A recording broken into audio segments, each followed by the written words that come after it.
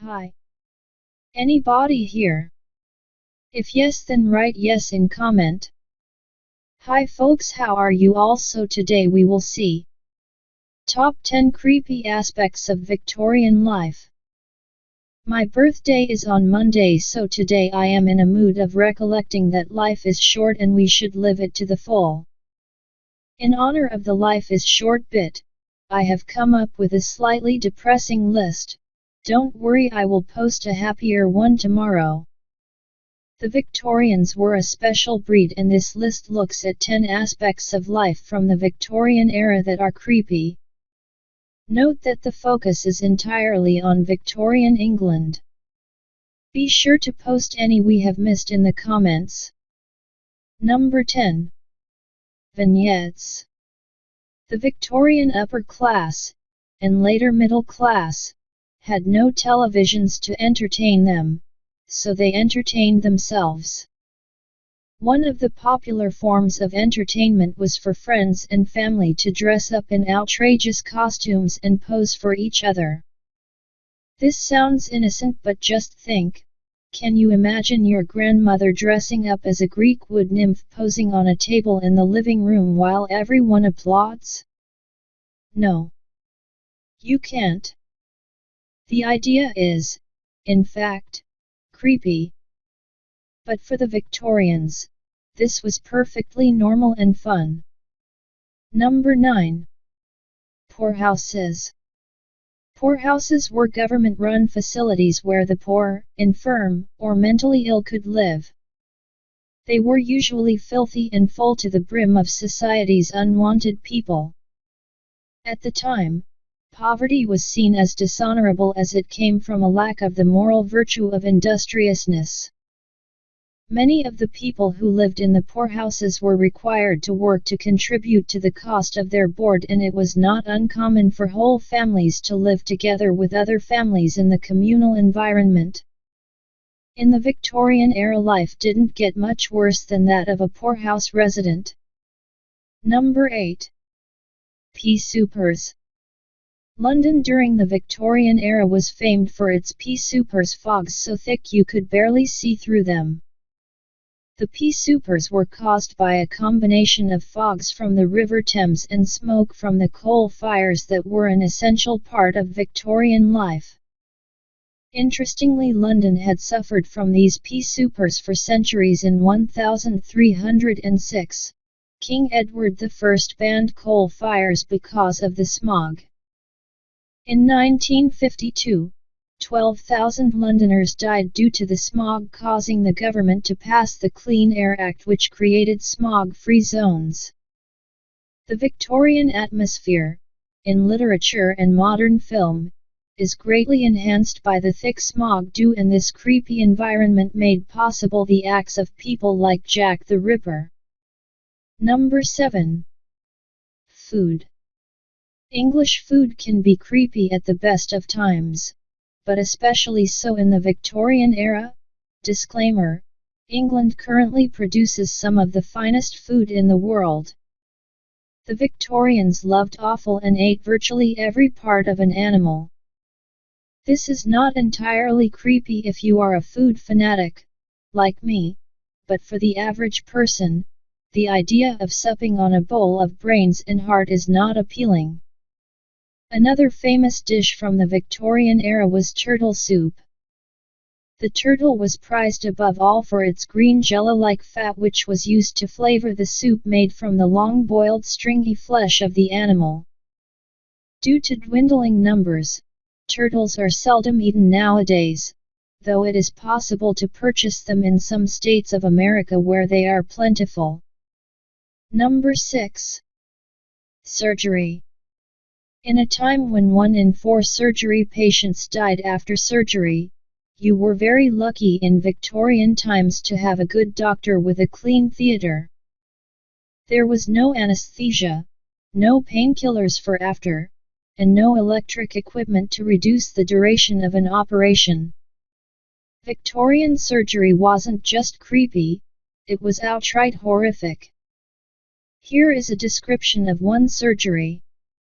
The assembled crowd of anxious medical students dutifully check their pocket watches, as two of Liston's surgical assistants, dressers as they are called, take firm hold of the struggling patient's shoulders. The fully conscious man, already racked with pain from the badly broken leg he suffered by falling between a train and the platform at nearby King's Cross, looks in total horror at the collection of knives, saws and needles that lie alongside him.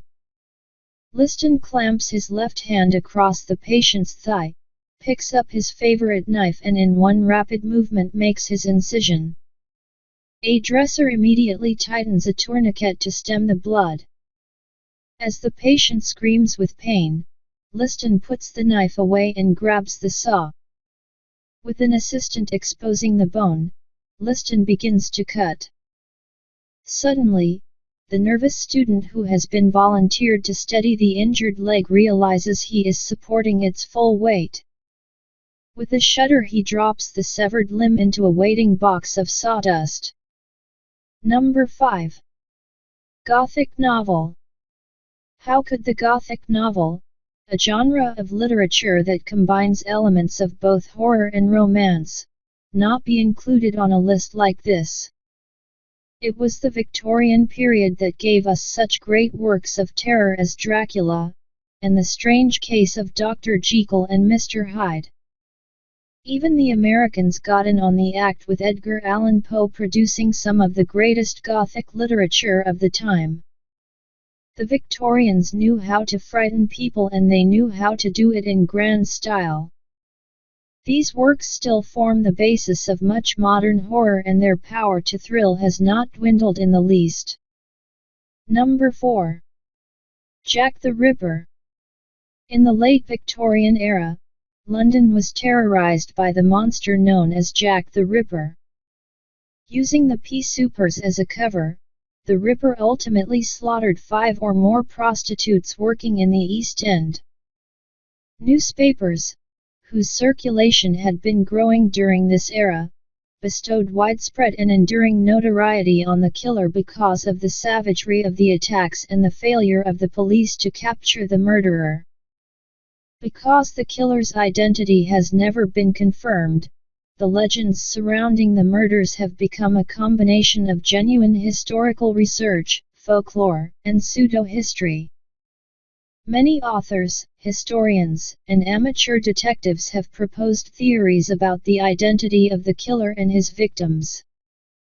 You can read a list of the most fascinating Jack the Ripper suspects on our top 10 interesting Jack the Ripper suspects.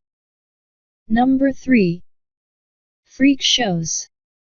A freak show is an exhibition of rarities, freaks of nature such as unusually tall or short humans, and people with both male and female secondary sexual characteristics or other extraordinary diseases and conditions and performances that are expected to be shocking to the viewers.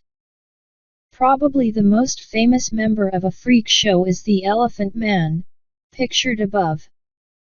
Joseph Carey Merrick, August 5, 1862 – April 11, 1890, was an Englishman who became known as the Elephant Man because of his physical appearance caused by a congenital disorder. His left side was overgrown and distorted, causing him to wear a mask for most of his life. There can be no doubt that the Victorian freak shows were one of the creepiest aspects of society at the time. Number 2.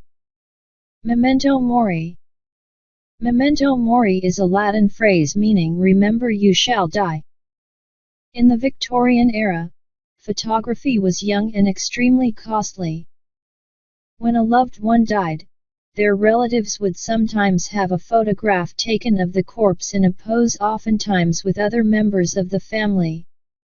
For the vast majority of Victorians, this was the only time they would be photographed. In these post-mortem photographs, the effect of life was sometimes enhanced by either propping the subject's eyes open or painting pupils onto the photographic print, and many early images have a rosy tint added to the cheeks of the corpse. Adults were more commonly posed in chairs or even braced on specially designed frames. Flowers were also a common prop in post-mortem photography of all types. In the photo above, the fact that the girl is dead is made slightly more obvious, and creepy, by the fact that the slight movement of her parents causes them to be slightly blurred due to the long exposure time, while the girl is deathly still and, thus, perfectly in focus. Number 1. Queen Victoria. Queen Victoria has to have position number 1 on this list because the era is named for her and, frankly, she was bloody creepy. When her husband Albert died in 1861, she went into mourning donning black frocks until her own death many years later and expected her nation to do so too. She avoided public appearances and rarely set foot in London in the following years. Her seclusion earned her the name Widow of Windsor. Her sombre reign cast a dark pall across Britain and her influence was so great that the entire period was fraught with creepiness. Ironically, since Victoria disliked black funerals so much, London was festooned in purple and white when she died. Subscribe my channel for more videos. Thanks for watching.